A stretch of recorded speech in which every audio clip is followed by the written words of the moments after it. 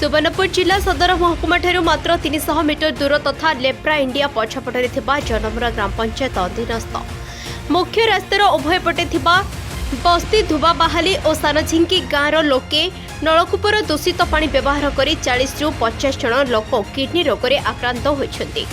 ए विषय में खबर पाई किसी गणमाध्यम प्रतिनिधि उक्त ग्राम में पहुंची लोकों प्रतिक्रिया नेबा बेले अभिशप्त जीवन बिताउथिबा विषय कहभरा कंठरे लोकों ठारू सुनिबाकू पाइले। हैरान होचु जेन पानी व्यवहार करछु थोड़ा भल नै हबार भात से डिसेंबर सुधा हबा बोली कहछो कलेक्टर ने को जाइतनु लेखा भी देछु 22 तारीख दिन अब ठीक पानी नदी पानी हले सुविधा हले भल बा।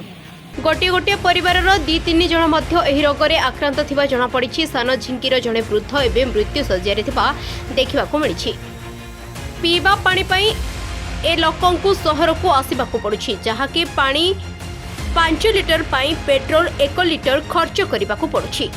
ए दूषित पानीर परीक्षा पाई पानीय जल जोगाण और स्वास्थ्य विभागर दृष्टि आकर्षण करने और एबे अस्थायी भावे पानी टांकी जोगाई खूब शीघ्र मेगालिफ्ट प्रोजेक्ट रु शीघ्र पानी जोगाइबाकू मीडिया जरिया प्रशासन को आकुल निवेदन करिसेंती। ब्लॉक छकरू 1 किलोमीटर दूर अछि हमको सप्लाई वाटर खूब शीघ्र देले ई अंचल रे जे रोगी माने किडनी रोगी कटक रू के ट्रीटमेंट हेके आसुचंती किए रायपुर आसुचंती किए अन्य हॉस्पिटल रू आसुचंती से माने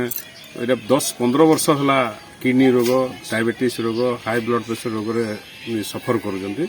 आ से माने वर्तमान 2 दिन होजी आम घर सामने स्वाई बाबू से भी कटक रू ट्रीटमेंट हेके आइजन आम घर पछाड़े भी जने अछन तांकर किडनी दुईटा जाक अंश फेल हो जाइए बहुत दुखरे से चलुजन आउ मुक्ति हवा लगी सोनपुर महानदी पानी हमको खूब शीघ्र दिया जाऊ